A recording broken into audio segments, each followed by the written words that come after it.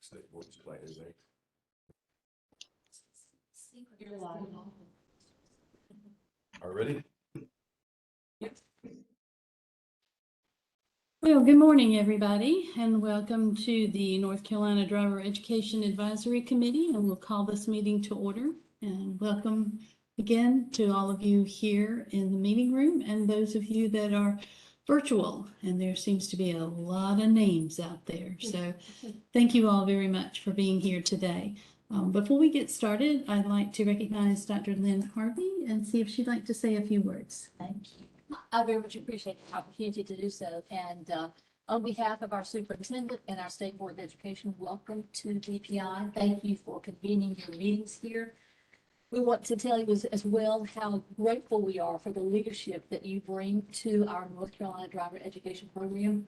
We know that you bring to the table vast experience, knowledge, ideas, and solutions to some of the challenges that face us as we move forward. And we appreciate the opportunity to engage in that experience, those ideas that you have. We appreciate the very candid conversations that you have around the table as you sometimes look at what the barriers are that prevent us from achieving our mission, which is first and foremost to make sure that students are at the center of all we do to support their health, safety, and well-being in all of our programs. And certainly, that resonates very in an environment like this, where we know that the decisions made by children, young adolescents, when they are learning to drive, are critical decisions. They have a significant impact on how that child's health and well-being. And that the formulation of those decisions in those early ages lead to the decisions that we make into adulthood. So the foundation that you provide is a critical one, and certainly one that impacts children, families, and communities for a lifetime. We also appreciate the partnership that you bring to the table, the willingness to look at individual agency and individual stakeholder priorities, interests, concerns, and address those as proactively as you do. We have begun to see the fruits of that work as we're working with our stakeholders and partners to begin to modify the how we do things, to make certain that that how reflects a state-of-the-art approach to educating children. We couldn't do this without you. We do thank you for the time that you're investing, not just in attending the meeting today, but in preparing for the meeting all along and in thinking about how your contribution to this committee will ultimately make the difference as we move forward. So again, we're happy to have you in the building today. We hope you are comfortable. I'm confident that Carl and his team will give you the logistical information about where things are located in this facility. We want you to make yourself at home. And if I may be of assistance to you at any point, I'll be just across the hall. We've got 2 different meetings going on simultaneously. But again, welcome and thank you for all that you do to serve on behalf of our students. Dr. Harvey, thank you so much. We appreciate all those kind words, and we hope we all live up to your challenge. You have, and you get to Thank you. Thank you for your leadership. We appreciate that you're going to step up and serve in this in important capacity for us. We know that you and Carl make a great team, as well as the entire group. Thank you. Thank you. Thank you. And I'd also like to introduce Dr. Robert Taylor, who I believe who has a few words as well. Superintendent. Good morning, everyone. Just a very short hello. I know Dr. Harvey has said everything that I would have said. I just want something better than that. Much better than that. You always have a director come before you that say all the great things that you no longer have to say that. But absolutely, thank you guys for serving on this committee. And I'll tell you one thing that I've learned is that we're lucky to have Carl as our leader. I found out that he's really at the national forefront of what we do in driver's ed. And that's the great thing about what we do here in North. A lot of people around the country look at what we do. So we do know that all the advice and the words of wisdom, the direction that you give allow us to continually improve this program. Never be perfect, but as long as we're tackling in that direction, that's where we're going to be. As Dr. Harvey said, it's really about what we do for our kids. I can tell you as a parent of 3 children that are now driving, this is very important to me. Know how vitally important this is in local school districts. Having been a superintendent for 10 years and knowing how we've had to grow our own driver's aid program, and certainly under the direction that we've had in Carl, and I called in, and this was before I came here, and talked to us about the things we need to do to expand those opportunities to the charter students that were not in our school district. So we understood the program was really about everyone, not just our students first, but all students that we serve in that catchment area. So again, thank you guys for everything that you do. We certainly look for you all to continue to help us to improve this program. And as Lynn said, I'm off to the next thing. We're just kind of back and forth, but so glad to have you guys in the building. Let us know if we can do anything to accommodate you. Thank you. Thank you, Brian. Okay, nice. All right, so let's go get started. Yes. Okay, so again, thank you all for being here. We have quite a bit on the agenda today. A number of things, one of which I want to start off with. We have a reading of ethics statement, and I was asked to read this verbatim. So if you will bear with me. I am reading the standard speaker statement to be read to this committee. Nothing in the following presentation constitutes or may be construed as an endorsement by this body or its member agencies. That's not it. What I was given. Would you like?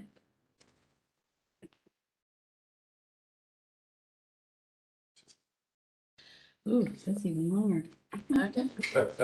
All right, then, here we go. All right. Committee members are reminded that it is our duty to avoid conflicts of interest and the appearance of conflicts of interest as we handle the work of this committee. Does any member of the committee know of any conflict of interest or any appearance of conflict with respect to any matters coming before us at this meeting? If so, please state them for the record. We have this uncomfortable pause. If during the course of the meeting you do become aware of an actual or apparent conflict of interest, please bring the matter to the attention of this chair. It will then be your duty to abstain from participating in discussion on the matter and from voting on the matter.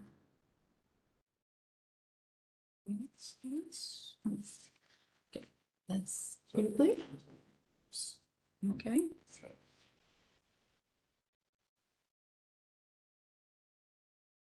Purpose of the committee.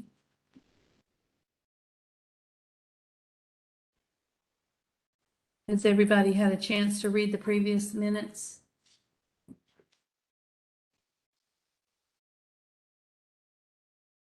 We have a vote to accept those minutes? Did they receive the minutes? Mm-hmm. Mm-hmm. Anybody want to?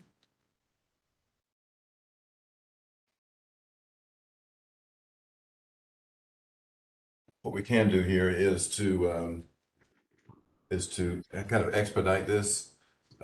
This is Carl Logan, DPI Section G.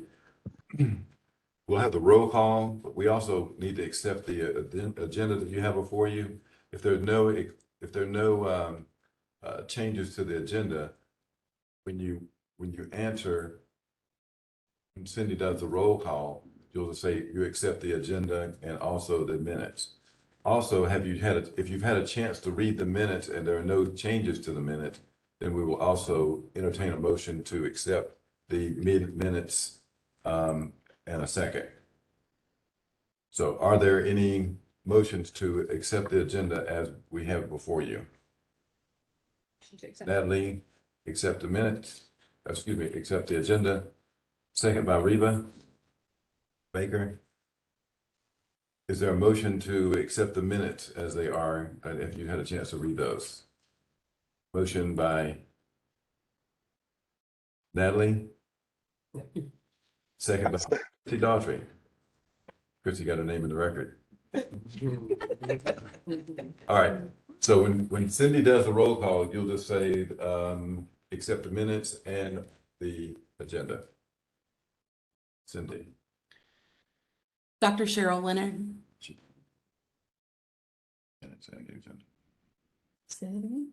You accept the minutes Oh, yes, we accept the minutes and the agenda. and the agenda. Eddie Jordan,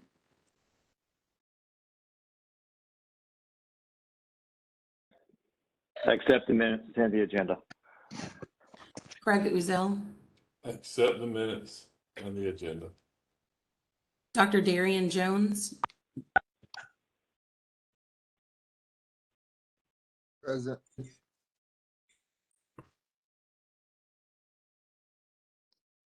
Kevin Harrison, I'm here and I accept the meeting minutes and the agenda. Carol Ann Hutchins, Here, I accept the minutes and the agenda. Devin Tanner, I am present and I accept both the agenda and the minutes. Reba Baker, Present and accept both the agenda and the meeting minutes. Daniel Carter, Present, accept minutes and agenda. Michael Newsom, This needs to be recommended. Joe was in his place. yes, Joe Womack,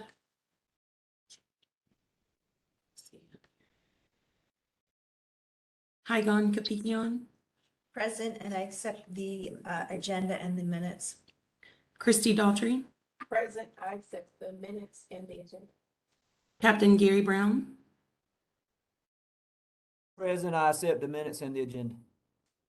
Chad Aharon, Present, and I accept the minutes and the agenda. Asim McGill, Present, and I accept the minutes and the agenda. Natalie O'Brien, Present, and I accept the minutes and agenda. Kella Hatcher, Present, I accept the minutes and the agenda. Dr. Kashi Bazemore, Present, and I accept the meeting minutes and the agenda. and Owen Dara. Present, and I accept the minutes and the agenda. Thank you, and Dr. Leonard, you have a quorum. Okay, thank you very much. All right, now let me turn it over to Carl Logan, Section Chief, to present a DPI update. Thank you, Chair Leonard. What I'd like to do is at some time, actually just one adjustment to the agenda if we can. Jamie Falconberry, who is with the superintendent's office, who would come in and give us a update on the legislative update, is not here yet, but when he comes in, I would like to reserve the ability to stop where we are. I understand that his wife is about to give birth, and I'm not sure why he's coming anyway. But at any rate, we won't get him. We'll give him an opportunity to share with us. I understand he had a great presentation for the State Board of Education last week. But anyway, we'll do that if I can do that. I'm sure he'll be there for the next 18 years. We are actually experiencing here some of the, Cindy, if you'll advance on to the next slide there. Beyond that, okay, and one more.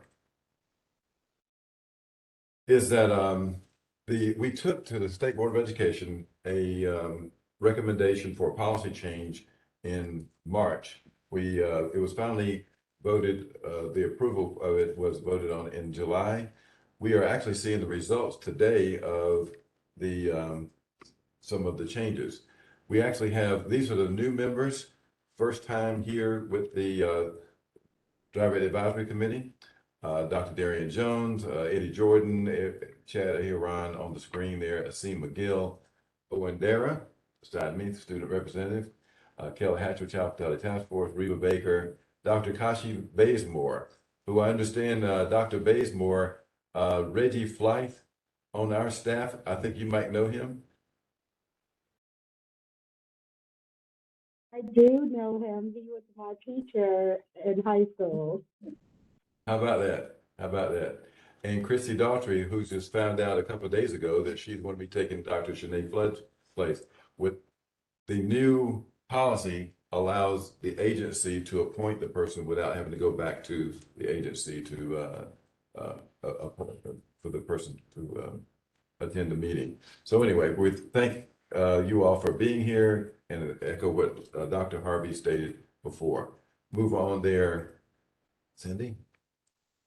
This is a a shout of the agencies that were impacted by the new policy change. So we're glad that we're able to get that in and we're able to have a quorum.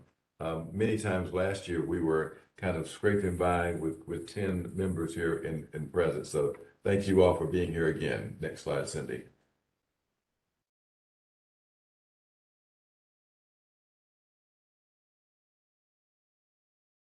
And we're frozen.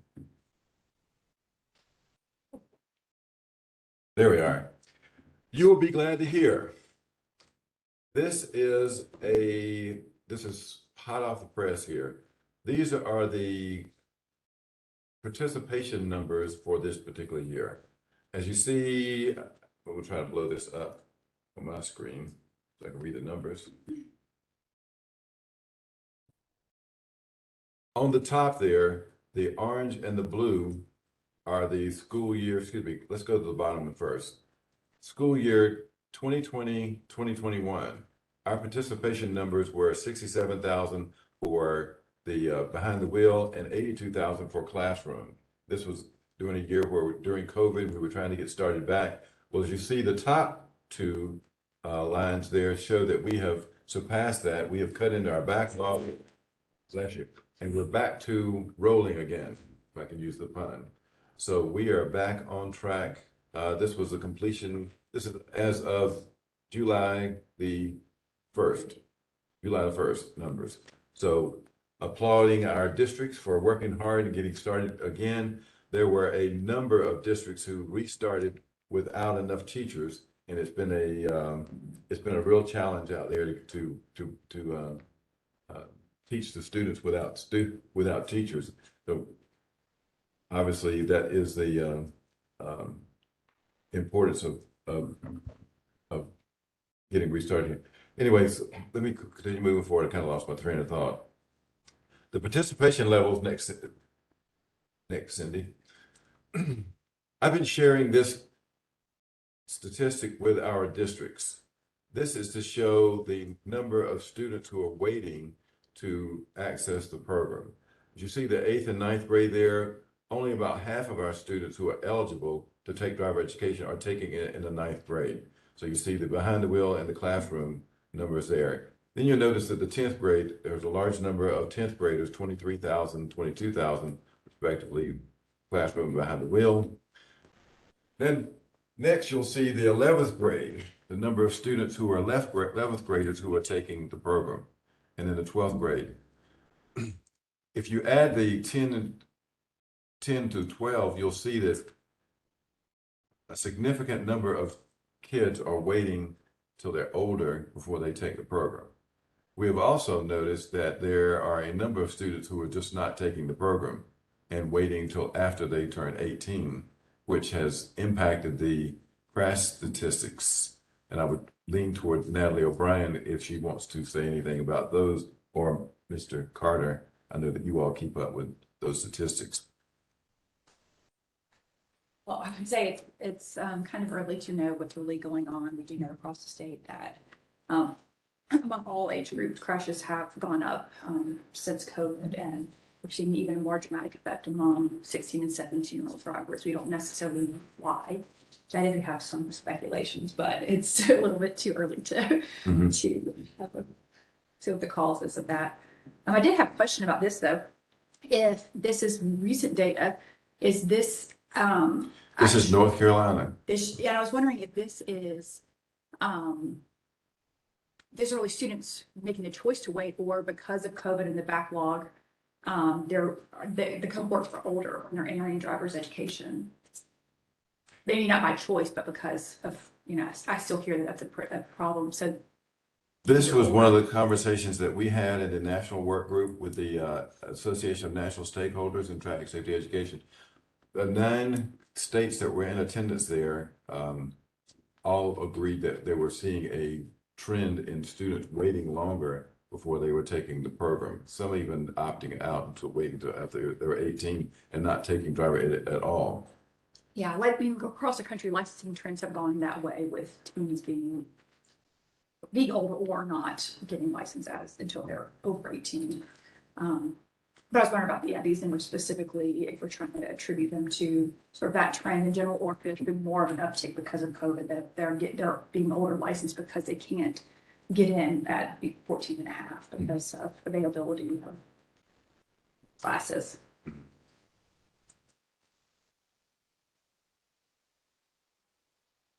Also, as I said, this was a trend across the country, but I was contacted, and we don't realize how important driver education is until I guess something like this just recently happened. I was contacted not long ago by the Department of Commerce, who was asking for information on the availability of the program to upperclassmen.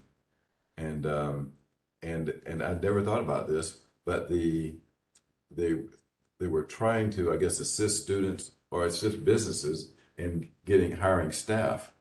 And the problem was that these students were not able to drive to the business locations. And I just wanted to say that just I mean, there's something that you don't think about. Most people think of as just the students wanting to get their license, but how does this impact our economy and our workforce? And as we know right now, there is a significant need for employees in a lot of different areas. So I just want to make that point about the importance of the program. Cindy, if you move forward to the next slide, as I stated before, we just spent a week in Vancouver, Washington, and we were met with a tremendous amount of information regarding traffic safety education, the trends that are coming, and I will be sharing those with this group and I've been sharing it with at the regional meetings that we've been attending or hosting out in the districts. The tremendous amount of information impacting the program and how it needs to evolve to keep up with the demand of the traffic safety education. The next slide, Cindy. These are the districts that we're attending. We've gone to the Haywood County, all across the districts. Each one of these are the state board regions. We try to have a meeting in each region to be able to communicate face-to-face with district leaders. We are looking forward to continue doing that. There's a great opportunity for us to meet and talk to the district leaders in driver education. Next slide, Cindy. Upcoming. I actually meant to move the slide in another position. Would you like to talk about the Sure. Traffic Safety Expo? The North Carolina Traffic Safety Conference and Expo is scheduled for next week. Some of you may have already registered, and we're looking at this point, it's going to be at the Raleigh Convention Center, and it's an opportunity for us to spread traffic safety messages with well over 600 participants that come from a variety of professions such as law enforcement, healthcare providers, planners, government officials, etc., that all impact policy and impact traffic safety issues and our numbers as well, and how to change driving behavior. There'll be a number of sessions, clearly for 3 solid days on the 16th, 17th, and 18th. And we'll please visit our website. You can go to 2022 Traffic Safety Conference and Expo, and you can pull up the agenda there and see all the things that are of interest. If anybody is interested and they have not registered, if you'll just drop me an email and we'll see what we can do, even if you are able to just come out by one day and visit, and there might be something that catches your eye for training that you might be interested in. So we're, again, very excited. We've got a national speaker coming from the National Traffic Safety Board, Chair, her last name is Hominy. I can't remember her first name. The governor, of course, will be speaking by video, and then our Secretary of Transportation will be there, and of course the Director of Governor's Highway Safety will be there speaking throughout as well. And again, we have a number of speakers that will be gearing up in different sessions. some are nationally known, and many of our state representative speakers, trainers, et cetera, that are nationally known will be also speaking. So please look into that, and if you're interested, let me know, and we'd be glad to have you. And our own Natalie O'Brien will be speaking in a town there, right? Yes, we do. As she says, with enthusiasm and We're excitement. plugging each other. And so Natalie and I are serving on a panel discussion with the Department of Insurance, I believe, Yes, right? mhm. So, To talk about. I'm driver safety in North Carolina. Very good, very good. how about that? How about that? Cindy, as we move forward. As you all know, this committee is comprised of 5 subcommittees. The national standards are divided into these 5 areas. And this will kind of guide our conversation as we move forward. Cindy, next slide. Under DMV DPI, there are a number of policies and administrative code alignments that needs to occur very soon, actually. This soon, I am going to be meeting with representatives of DMV sometime hopefully in October, just as soon as things slow down somewhat. Reba, you can say anything anytime you'd like, but I'll be working with Reba Baker and her team over there. There has been a long time need of aligning the policies. There are actually 2 driver education programs in this country, in this state, and the commercial schools or the districts are allowed to contract with commercial schools. There's always been some confusion on where the lines are regarding those commercial schools. Approximately 66 districts, I believe, in the state are contracting. So we're looking forward to aligning these policies and administrative code this fall. And the timing of it's good because DPI is in the process of updating their administrative code.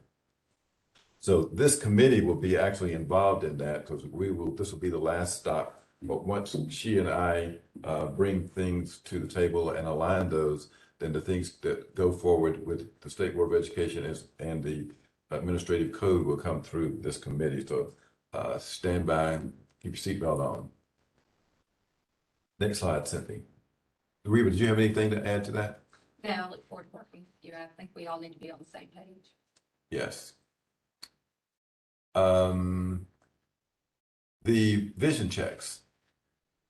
There we go. Live right into it, didn't you? Yep. Okay, so I'm not sure how many of you are familiar with the vision check process, but the students, before they get behind the wheel, they have to have their eyes checked. And we are short-staffed as well as many others are. So usually the driving schools, they'll make arrangements with our examiners, well, our program specialists that actually go out and do the eye exams.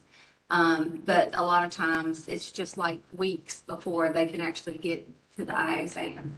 And then now that we have virtual teaching, it seems like the teachers or the instructors are training a lot more students, and there's more students that need an eye exam. But then that's causing a backlog in behind the wheel training as well. So the law was rewritten to allow the instructors to actually give the eye exams themselves.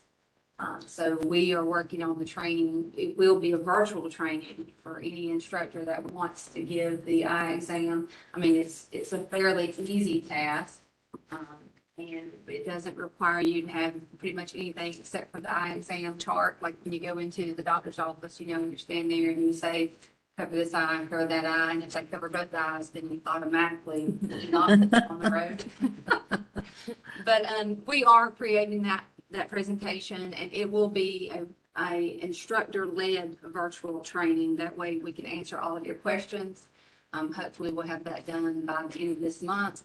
And then we have already asked for anyone that wants to do that to sign up for that so that everybody can be ready to go October 1st. I know it kind of puts a little bit of burden back on the instructors as far as, okay, now this is something else I have to do.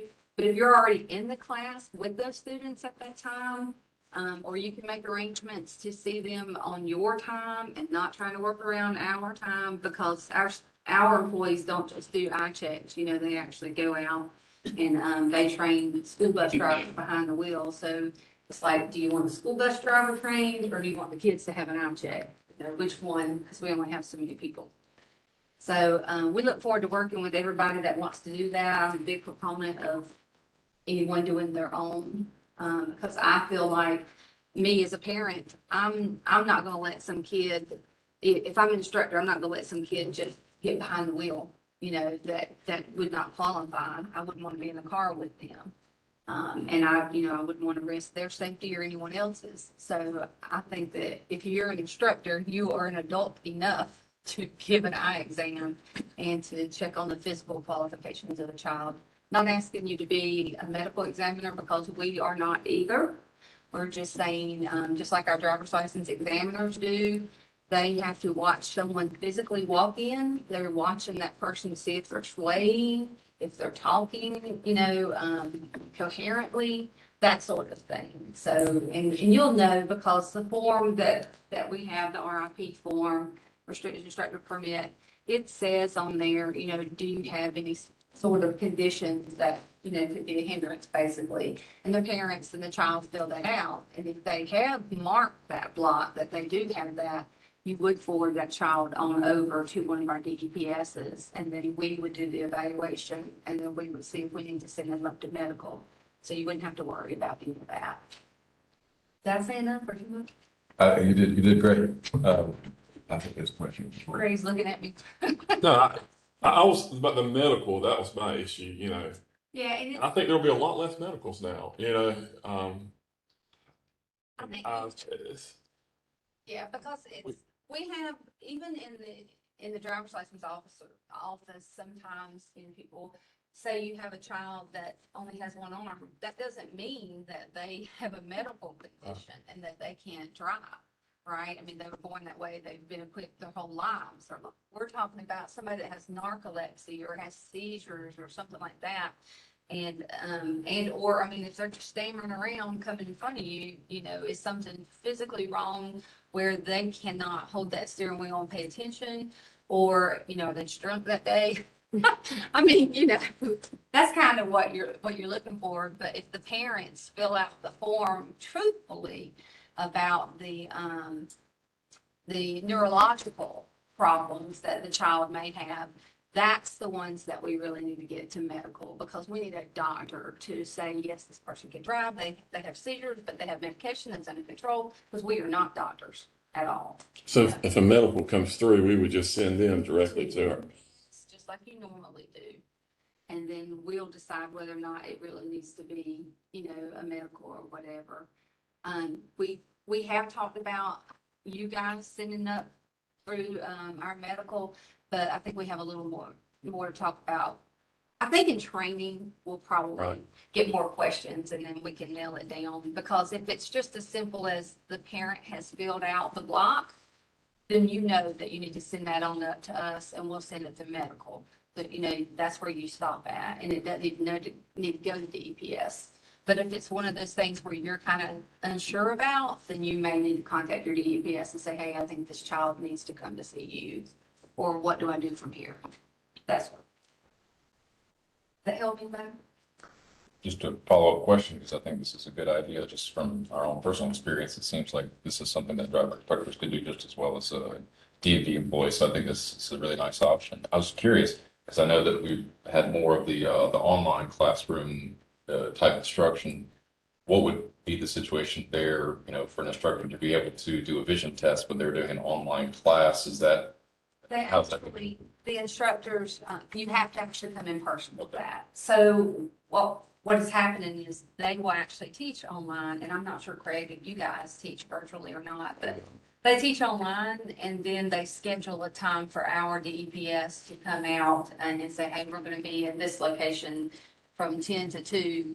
come out here and, sign up for it. I know we have some out west that we work with closely, and they have a sign up sheet on their website, and then we know how many, that we're expecting that day. But that's kind of how that works. Thank you. And I've from also personal experience, the online classroom worked really well.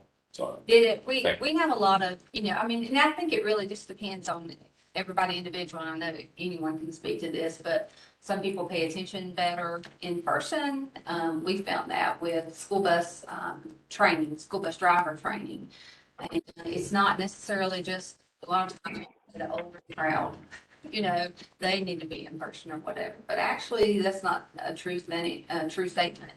So we teach our school bus drivers their curriculum part, as far as their book part, what we call it.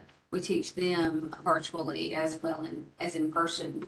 And we're trying to get all of the schools. We have a lot of schools that say, oh, we don't want to do that, but it actually gets them in faster because we have 100 counties to service and all the schools to service. So it's hard, we're short-handed too. It's hard for us to go out and say, okay, this day I'm going to give 3 days of behind the wheel school bus training. This day I'm going to give 3 days of in-person curriculum, training. So it's just, I guess it just depends on who you are, really, whether or not virtual as well. But I would imagine that most of our children nowadays, they get virtual a lot better than they do in person. So, Reba, I have 3 follow-up questions, but I'm not going to do like they do on TV. I'm going to ask you them individually. Okay. Yes. You said the physical conditions. There are students, like you said, that may have one arm or one leg. Normally, those students would be sent to medical, and then medical would require that this student have adaptive controls. Is that going to be after the fact now, once they go to the licensed office?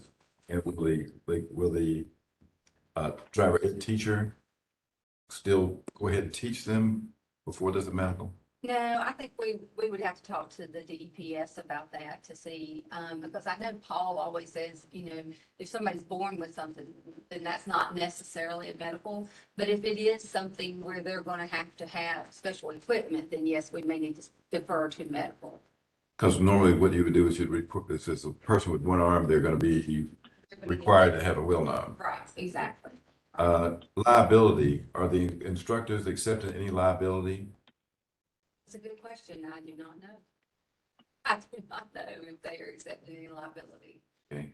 And the last question would be, there was a prior process in place prior to the allowance of teachers being able to check their students' eyes. Is that still in place? And this one's as If you ask me, does all the instructors have to do this? No. Okay. We are still going to come out, and for anybody that does not want to check the eyes or do the physical conditions, we're still doing our normal DPS. You're scheduling with your local DPS. They come out and they're going to do the eye checks and the physical. However, me personally, it's going to take 3 weeks, and I've got parents fussing, and I'm a driving school that says, hey, I need to hurry up and get my kids behind the wheel. They need the eye checks. Then, that school may want to take on doing the eye checks themselves. But as far as liability, the division, we aren't necessarily, we're not necessarily liable. I mean, we are checking the child's eyes to see, yes, basically this person can see or whatever, but we are not medical doctors either. Right. So, I mean, if that's the case, then the law, I think, would have to be rewritten that each child would have to visit their ophthalmologist or optometrist, before they got behind. Can they not do that even now? Have it come in Have with something from their doctor? doctor. Yes, in theory they could. I don't know that they really ever do that. They just usually come into the, into the classroom and we say yes, no, and that's. But if we disagreed with, then obviously their doctor is going to supersede what we say. Right. Send it on up to medical. When a kid fails the eye exam with a DPS person and they have to go to the eye doctor and get glasses. Once they go to the eye doctor and get glasses, they come back to us and they've got their glasses and they wear. Do the DPS person still have to come back out to check their eyes again after that? They should not have to, as long as the Long- child once the doctor has signed, I would assume that the doctor would know. But that really is why we send them there, you know, if they're not passing, then we say, okay, go to the doctor, so. the reason I asked the question is on the form, you know, you guys sign it, and a lot of times the kid doesn't pass, they don't sign it. So They don't sign it and they have to come back and show that they've either been to the doctor or they have to. But when you have, when the instructor has the RIP, it's not gonna be signed by the PPS, you just attach I'm assuming you just attach the doctor's note to the form, then. Well, you can, but it's best to talk to the DEPS and ask them if they need to come out and sign that form or not. If they need to physically see the doctor's note is what I'm trying to say. Gotcha. If they need to see it, you know, if they need to see it, that's fine. You can fax it. No, they just gotta talk to the guy.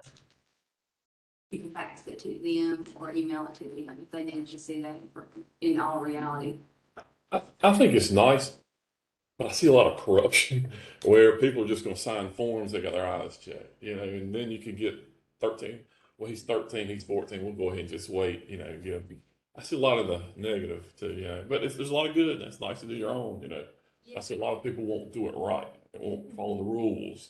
We were hoping that if you're getting behind the wheel with the child, that you would follow the rules. Then, Yeah, but sometimes it's about money. You know, that's just my opinion, you know. We'll do it right, but I know it. I think that's one of the manager of school bus and traffic safety. Right. He said it from that side too. He's a little concerned that, you know, there's a lot of potential for greed there for the parents that do have to pay to go to driving school, that sort of thing. But, you know, I guess you take the good with the bad. Absolutely. As you can tell, anytime you do one little simple thing, it has a ripple effect. And so as we work through this, it's great that we're able to do this, but it will take some adjustments as we move down the road. And What's up, buddy? Been able to work with DMV to manage this. Oh, really? I'd like to go back. This weekend, you want to go to the park this weekend? Yes, we want to go to the park this weekend. Okay. Could you mute yourself? Whoever's on my Cindy, can you find mute them? What we'd like to do here is, because this man is has just arrived, Jamie Falkenberry with the Office of State Superintendent. He is kind of busy right now, I expect. Anyway, Jamie, thank you for coming here right now. I apologize for being late. Dr. Leonard said she can't believe that you're actually going to come, because if she was your wife, you'd be sitting right there with me. Well, Did you just? No, I didn't do it. we're still waiting for the baby to arrive, but I actually was caught on a phone call downstairs with the GA, so that's why I was a little late. So I apologize, but I did you already go over? And they all know about the fuel. You didn't do anything. Well, just high level, and you guys have Kevin Harrison here too, who gets in the weeds on this stuff with me as well. But I guess the big thing for driver training is that they increased the civil forfeiture fund up by $2.8 million to cover the cost of the rising cost to conduct driver's ed. That's recurring dollars. And the other big bucket that concerns all of you, and I'll be happy to talk about anything in the budget if you'd like me to, but is the $2.8 million in non-recurring funds for the fuel reserve for driver's ed training fuel reserve. Because we are unsure with how gas prices are going to be for the coming school years, both with bus transportation and with driver's ed. They did non-recurring funds for the school buses. I think they did 32 million non-recurring, but for this one, they have a reserve fund for 2.8 million. And I believe how we're going to do this at the department is at the district level and with the private contractors is you all tap into, you do business as normal. And as you start to draw down on your funds, if you need additional funds, I believe Carl and our CFO are working on an allotment that will be there waiting for you. And so if you draw down and you've expended all of your fuel for driver's ed purposes, you can tap into this fund and draw down on it. And then We will probably relook at it in the spring semester as well. And if some districts are doing fine, we might reallocate that money. But either way, everybody's going to get the ADM that is associated with their district. Did I explain that okay? Is it? Jamie, could you go back to the first part? I wasn't aware of that. You said there's an additional $2.8 million. Yeah, civil, yeah, I'll read it, what's in the budget. Budget additional receipts for the civil penalty and forfeiture fund for driver training. That increased to 2.8 million, so it's now a total of $30.2 million for driver's ed. Oh, didn't know that. That's great to hear. That's good, yeah. Yeah. It's I don't know the exact amount per ADM. I think it's around like, don't quote me on this, but somewhere around like $220 per student, if that makes sense, is what it's coming up. I did not know that. So I had to ask that question. I'm glad that you. And that's recurring, by the way. That's So- recurring Yep. funds. Yep. So we've been at 27,393, 768 for 7 years. And so this is the first cost of living adjustment that we've had actually since then. But prior to that, it was 30 years ago. So that was great. And this is what we've been working on. I know since Yes. I came here last January, we've been working on this, but yeah, that's for fiscal year 22-23. So starting now. Awesome. Awesome. I know the districts will be glad to hear that. I've changed my presentation the last 2 regional meetings. Of course, the seniors already heard that. Any other- questions of Ms. Falkenberry? I'll probably ask too many questions, but Go ahead, Craig. my question is like I'm contracted with a school system. I have a set price. So it doesn't matter if gas goes up or not. I still get paid this. I mean, can we get into that if we go Yeah. over? I mean, So I'll read you how it says. It says provides funds to support increased fuel costs in the driver training program, including those incurred by third-party providers contracted by LEAs. So I think once obviously you're not tapping into a reserve fund in the fall semester. So it would probably be the spring semester. So once Carl works with that, and does the state board have to approve that, or? Yes. Okay, so the state board will approve the allotment formula, and once that goes out, then I think you just discuss it with your LEA and how they want to do that. I would just keep track of your receipts to show that you've drawn down on it, and then come back and say, I need more fuel for it. Yes, because the districts can contract or they can have in-house programs, it presents a little bit of a problem creating a policy for that. And so, but like you said, but as a third party or a contractor, you are entitled to tap into those funds as well. So you probably have a contract in place, I'm sure you do. Then you will go back, they will need to adjust their contracts to allow this additional Fuel reserve to be request, tapped. fuel request.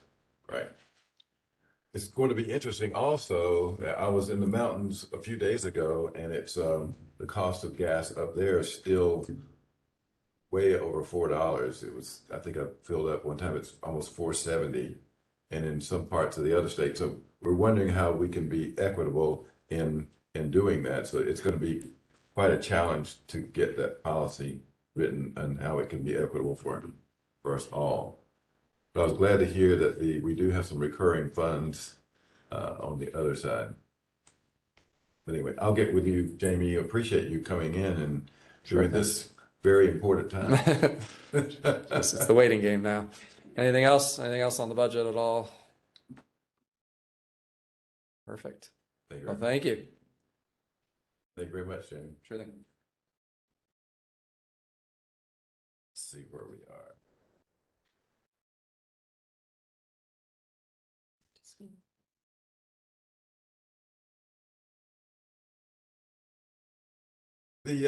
As far as old business is concerned, as you remember, there was a letter sent to us by our own Kelly Hatcher before she was on the committee. And it was read here at the committee last February. Dr. Leonard and I are working on a response. What we will do is we will get the response back to Child Fatality Task Force so that they can move forward with their unintentional death committee, I guess it is. But just to review, bring some of you up to date. Driver education we now have a digitized curriculum. However, because of funding, we're not able to get that out yet. The request is to add a robust piece of the curriculum involving rear seat protection devices. We can do that. Problem is we can't get it out to the districts. So in essence, we're in a spot where we cannot fulfill what their request is. But in order to let them know and move forward appropriately, we will get you a response to that in a letter form here shortly so that you can move forward with that. Yeah. And we appreciate any insight or any assistance that may be that forthcoming when obviously the committee hears about that. Does anybody have any questions about that? I know that some of you weren't here during that time. Just to expand on that just a little bit, as I said before, the driver ed curriculum, the student curriculum is digitized and it can be pushed out there to the districts. And anytime there's an update to it, we can do that here with no cost to the districts. Update that and send it out there. We are working toward getting funding because this is hosted on Canvas. And as Jamie was just talking about, I was hoping to hear that we were going to get additional funds that would cover that Canvas subscription cost for all the districts. There will be a need for us to request either a carry forward allowance in our budget because the reversions or the unused funds at the end of every year would actually cover that. Or there be I guess an amendment or a law change to where it allows driver education to accept receipts, meaning that each district could opt into using the curriculum by sending us X amount of dollars per student to buy them into the Canvas contract. So that's where we're heading, and that we're quite excited to be able to do that. We've got the staff on here at DPI to be able to update anytime we would see the need to update the curriculum. And last but not least, we were just notified that our new business speaker had a family emergency and just was called away.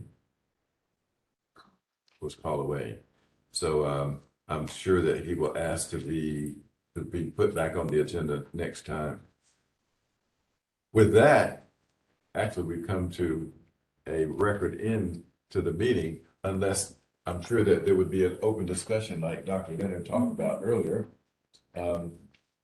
Open discussions on anything that would be moving forward, anything from your particular stakeholders on what you foresee the need for traffic safety education, specifically teen traffic safety education. And we can do that if you, did you take care of this already? Yes. Okay. Yes. I think one thing that we do want to mention as well, we've got the subcommittees and we've identified those. You want to mention those, what we talked about earlier today? We can. Prior to this meeting today, we had a closed door meeting and we assigned the new and the existing committee members to subcommittees. We are foreseeing quite a bit of need for this committee to be somewhat, I guess, somewhat of a clearinghouse of different agencies and using this as a discussion forum or a place or platform to discuss things involving traffic safety education specific for teens. So we want to reinstitute our subcommittee and we assign different members of the committee to those subcommittees. And if you were not here, and those committee members who are online, you are actually on a committee and you may be the chair, so just be careful. At any rate, do we have any other questions, comments regarding teen driver safety? Yes. Just a question on the subcommittee. thing. How does that normally work? Is that virtual meetings, calls, throwing stuff around on email, or? Yes, which is another conversation is the committee is 7, 8 years old. We really did not have a process on doing that. So as we move forward, we will continually to update our processes on how they administer this, but no, this would not be a face-to-face meeting, is your question. It would be virtual and called at the discretion of the chair. And you know, there's so many people on this line that are also listening in. I think there's so many ideas and so many suggestions that folks have that if they have some thoughts about teen driving, teen safety, some of these subcommittees that we have to discuss parental involvement and program administration and instruction outreach, feel free to connect with one of the committee members and voice your ideas and thoughts so that they can bring it back to their committees as well. I think getting all of that information as opposed to just having, you know, a semblance of what we think is out there with information, that we can expand that and be able to bring that to the table. You know, we can definitely do virtual meetings, or, you know, I think having interaction like we are right now proves quite beneficial because we can, you know, we all have an opportunity to engage. There are a number of things I know Carl and I have talked about. There's one in particular about an education component going into the curriculum dealing with Operation Lifesaver. They're wanting to put some information into the curriculum to talk to students about safely crossing railroad tracks, putting, there's a blue informational sign that's out in every crossway with train tracks and roadways that help identify somebody to call if your car gets stuck on the track. And as of late, we've had a number of teens that have been injured in rail collisions, and a number of rail collisions even by adults. And so not knowing what to do, and it's amazing, you would think the first instinct would be to get out of the vehicle if you were stuck on the railroad track. But it's amazing how many people value their vehicle so much, even before their life, that they want to stay there because they think they can help get the car off the track. So there's just so many variants, I think, with this particular concept. And I know that the director of Operation Lifesaver for North Carolina has inquired about an opportunity to come in here and talk a little bit about what I'm bringing for the group. So there's a lot of things I think out there that we can bring that are going to help with traffic safety. And certainly in our office, there's a number of things that we want to push, I think, and continue to educate young drivers and hoping to change those driving behaviors so our crashes will start to go down. And so I say all of that because I know, talking with some of you, you have some really good ideas and some really good out-of-the-box thinking. And even though it may be somewhat stretched, but just think of all the things that have come to fruition that we sit here today and that we interact with that were considered out-of-the-box thinking 25 years ago. And, you know, a perfect example with the graduated driver's license and being part of that 20 of the years ago. You sit and you listen to folks talk about ideas that you just wonder, could we possibly do that? And here we are. So there's no reason we can't be thinking in those terms as well. So with that, what are some of your thoughts as far as, since we have a little bit of time, of how you want to see our mission push forward with the driving education committee. As opposed to just coming and sitting and enjoying each other's company once a quarter. If no one has one, I'll add this.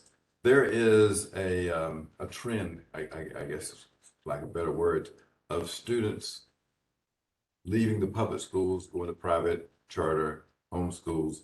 But then there are other students who are leaving and going to what we call, I guess, online schools. They're not in statute. How do these students are, their only option to get traffic safety education is through the commercial schools. Or they may be choosing opt out of not taking driver ed at all. It's too early to determine what impact these students are going to have on statistics, crash statistics, or fatalities. These are some of the concerns, some of the emerging issues that we're beginning to see. Also, as far as non-public students, COVID taught us that I guess vaccination requirements of schools need to be considered when registering students. Something I've been covering with the regional meetings is that an option now for students who are off campus and our classes may be starting immediately after school at 2:30. We may have an opportunity for a blended style or a hybrid approach to delivery, where students can actually log into the meeting or log into the classroom and they be at another school, such as a private or charter or even a home school. Ultimately, the principal is responsible, or the principal can deny students to attend classes on campus. And this was not even something that was on our radar prior to COVID. So there is a requirement for students to have vaccinations in our public schools, but private home schools, we don't know. And I know that we have Christy Daughtry here, who is with non-public education. She's shaking her head over there. But one of the other items that we want to do to tap into or to update is we actually have no way of, let's say this, our allotments policies do not cover homeschool students.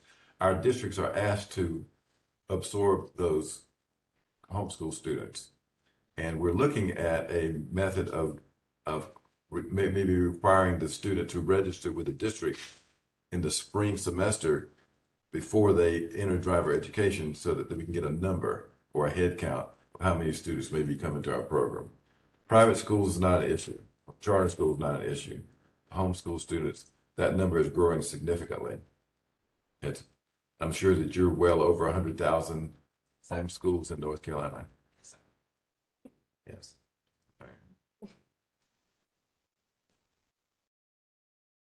Any feedback from our online committee members? Yes, Mr. Logan. Identify yourself. Connie Sessoms. Connie, how you doing? Fine, sir. How are you? Berry County.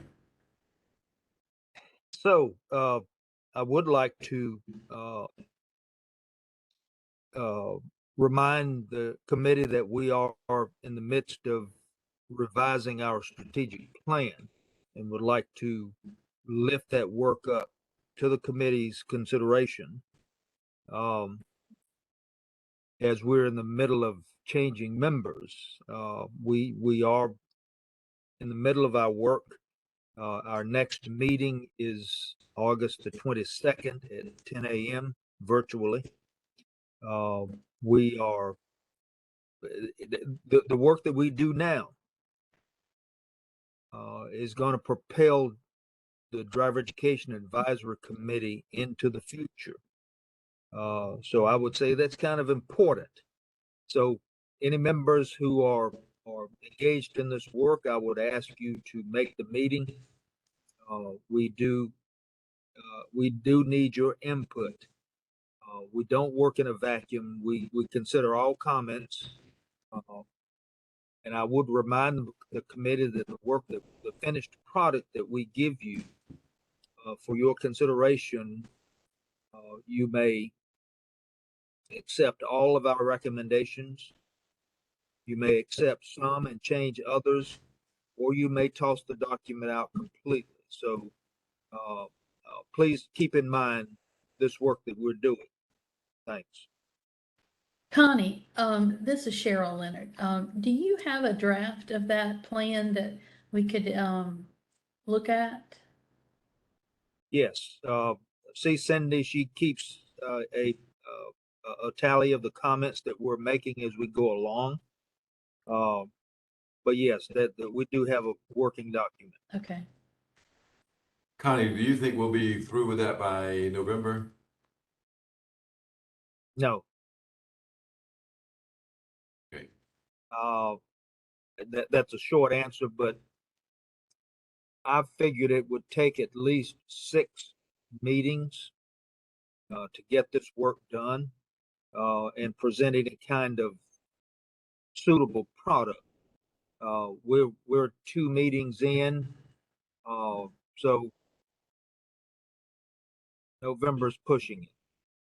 Okay. So it probably would be available to us to hear at the February meeting. And if it's approved there by this committee, then we could send that on to the State Board of Education for adoption. Yes.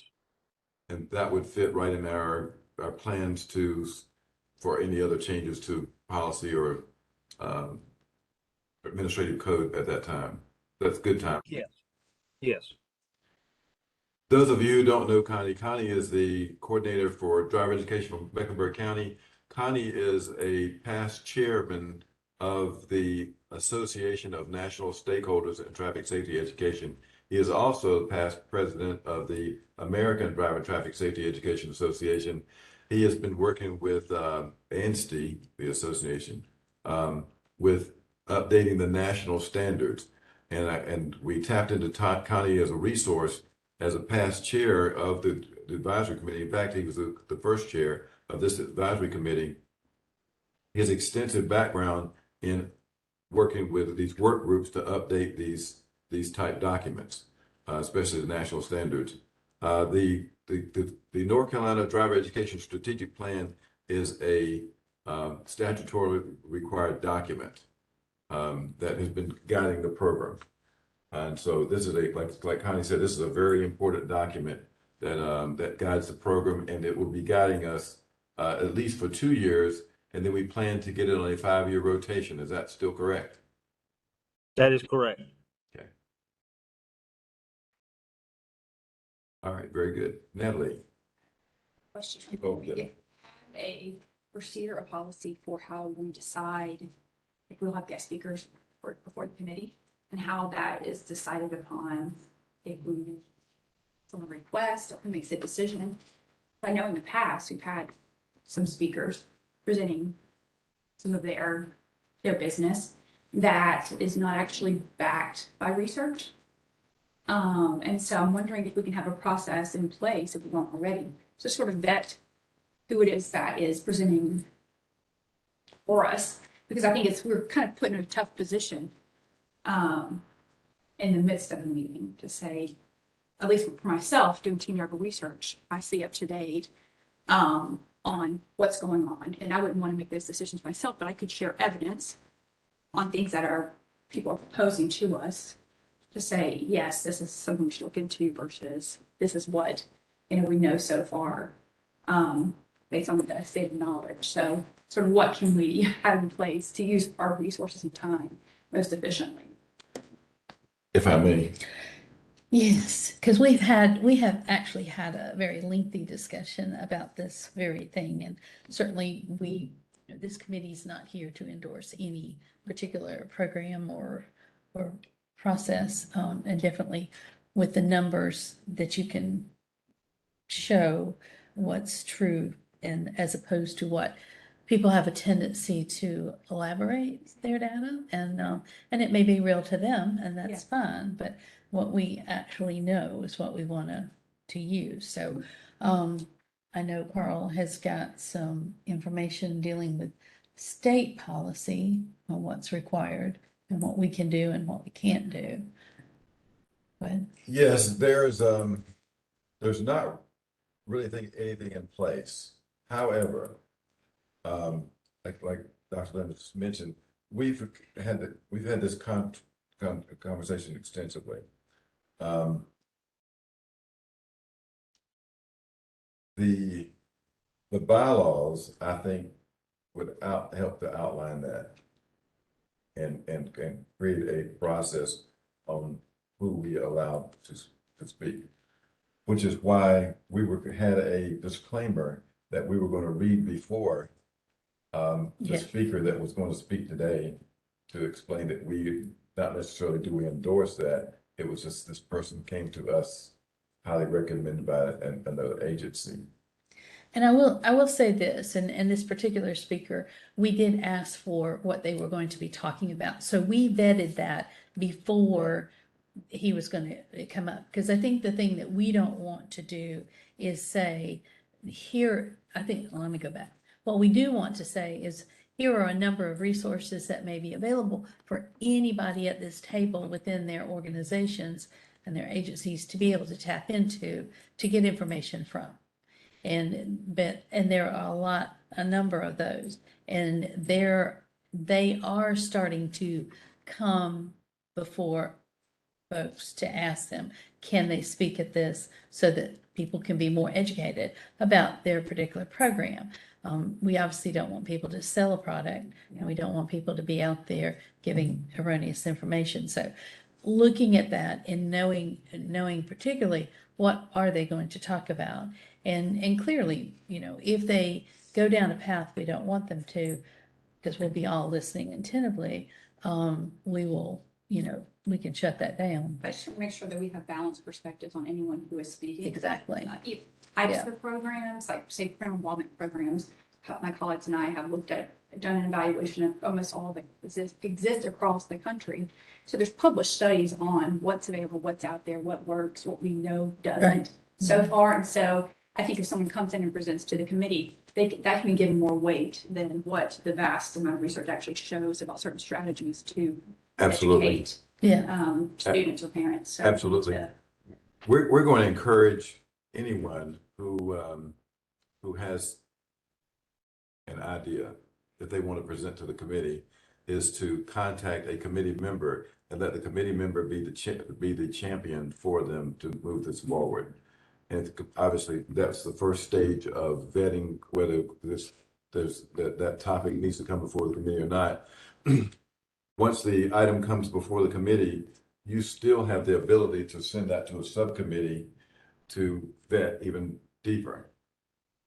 And then, so everything would be presented as a discussion item before a decision is made.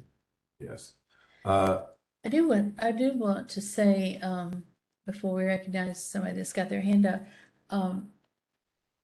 having some kind of an ongoing list, if you will, so that they can be distributed, not so much endorsing that, but just saying these are resources that are available when people come to us and ask us, where do we find this, or what do we do about this?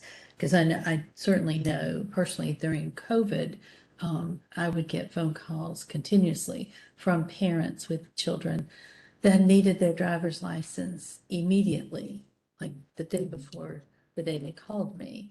And knowing, unfortunately, DMV was where they are, and having that information already, you hope that you can articulate enough to get people to understand what's happening. So I think, some of that, we can do that, and have those available if we need to, or at least put them in the right direction if somebody's looking for something. As far as this committee's concerned, and having people stand up on the podium and talk about it, I think you're absolutely right. We need to vet them, and we need to look at what they're having, and we can do that. One thing that's happened since COVID, because of access to driver education and training and parents feeling less equipped and the permit period being shortened is sort of the proliferation and promotion of like advanced driver training programs, like skid control, how to maneuver out of situations, and there's evidence for that is not good. And it actually can cause more issue, like more harm to students. And so I want just us to not be promoting or seem to be promoting anything that could actually be harmful to students. Right. And it's something that I've been sort of combating. It's hard, it just through the center and getting requests from parents for information about those types of programs. They're looking for more training for their students. They feel a little bit more desperate. And so there's a lot of word of mouth about, well, yeah, take your kid to, you know, this training program here, this weekend program there. And the parents feel like, oh, now my kid's, you know, gonna be better off. Yeah. And it actually increases like a false sense of confidence among the parents and the kids, and leads the research we have leads to more crashes. Yeah. And so we just need to be really mindful of those things. Yeah. Good point. I'm glad you can see. Dr. Bazemore? Dr. Bazemore. Yes. Thank you so much. As we are taking recommendations on things that we can look at this year as a committee, I would like to recommend that we consider, if we don't already have it, we may, how we can capture data and recommendations from students and parents who are trying to maneuver through North Carolina driver education and getting a permit, as well as a driver license. There are so many questions out here. So I'm just wondering if we can look at ways that we can capture feedback from students and parents. And then also I would like us to consider ways that we can really look at the deficits that we're seeing with charter schools as well as homeschools. And if we can spend some time and effort on making recommendations that ensure that every North Carolina teen can get a high quality driver education program. We can look at things like rating and recommending commercial programs if we haven't done that already, as well as providing guidance to charter schools on how they might share driver education teacher positions across multiple schools. And then finally, if we can do something like an online module or virtual driver education resource with assessments and tests built in. In other words, know that there is a deficit here. I would love to see us, if we are not already, working together to try to address those deficits and to at least give recommendations to the state board about how we can ensure that every North Carolina teen is getting a good driver education experience. Thank you. Thank you. Excellent points. And I think, as many of you do, in the last 2.5, 3 years, with our pandemic entering its way into our lives, and how it has affected not only driver's education, but every aspect of everything that we have been involved with, that it has provided an opportunity for students and parents alike to think about what if, and here we are in the what if, we don't know what to do. And for some time they sat there, and again, all of us have probably gotten phone call, and some of you that have children driving probably sat there in your own mind thinking, okay, I'm on this committee and here I am. Now what do I do? And how do I get them moving and get them educated into driver's ed? And, North Carolina is always number one in everything. And even if they may not be in some people's minds, they definitely are in North Carolinians. And so I think that many of your suggestions and what we need to do and what we can do moving forward in pulling together some suggestions and ideas from the very stakeholders that are affected is a good idea. And certainly there are ways that we can do that, whether they be through surveys and, whatever. And sometimes the thoughts and the ideas may be out of the box thinking and may not be acceptable, but yet they have pieces that can be acceptable. And I think that we need to have some kind of forum to look at that. And I think that's what I hear you saying, that we need to reach out to them and look at that. And so I certainly think that that's a mission for this committee and something that we can look into and find avenues to do that very thing. And I'll always look to my right, to y'all's left, through Carl's guidance, because you definitely know the system more than anybody at the table, and know how we can maneuver that and how we can do some of the things that we want to do. So Dr. Bazemore offers up some valuable insight here. Actually, it would have been a great lead-in to if we were going to read off the vision statement and our mission statement that's mentioned in the strategic plan that Connie's updating. Everything that she mentioned in there has those as components. Equity being a huge part of that. How do we make sure that we're serving all the students? And DPI, our section has been working on, as I told you before, this delivery system of getting our curriculum out there, but how do we make it accessible to every student? And how do we ensure that? And where the public school program leaves off, then there's the DMV commercial schools. We're all in this together, and I see this committee being the one that's driving this whole process. So that's what I'm visualizing in the future. And as Cheryl mentioned before, North Carolina is recognized as a leader in the implementing of the national standards. We are as much as we are struggling, it's kind of distressing, disappointing that other states are much farther behind than we are. So we have I think we have an obligation to continue providing that leadership nationally, as well as continuing to educate our students here locally. But I see this committee as being so important. I'm so excited to see the number of people here today. In fact, I think this is the first time that we've had a total, every member on the committee is here today. Right, Cindy? Yes. So thank you. Thank you, Dr. Bazemore, for your comments. Look forward to working with you. Likewise, thank you. Yes. Great. Any other comments? I love it. Oh. Okay. Any other comments? Teamwork. Yeah. Okay, if not, then I want to thank all the committee members, advisors, staff for all your participation today. Those are online. We welcome you to come and visit at our next meeting in August. I think, what date do we say? The third Tuesday? The third Tuesday in August November. 22nd? Third. You said November. August 22nd? Is that That's for the strategic plan. Strategic Plan Committee? Our next meeting is the third Tuesday in November. Third Tuesday in November. November 15th. Cindy Taylor will be sending out the invite. Make sure you mark your calendars. And we always have a virtual option to attend that way. Those of you who made the trek here, thank Mr. Owendera, who is a high school student. Did you get a pass to be out of school right now? Oh, I'm not in school yet. Oh, you're not? So the, 29. Oh, okay.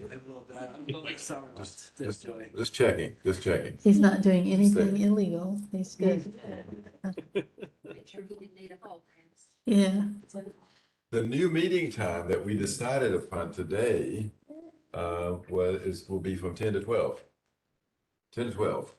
So Cindy will be sending out that invite.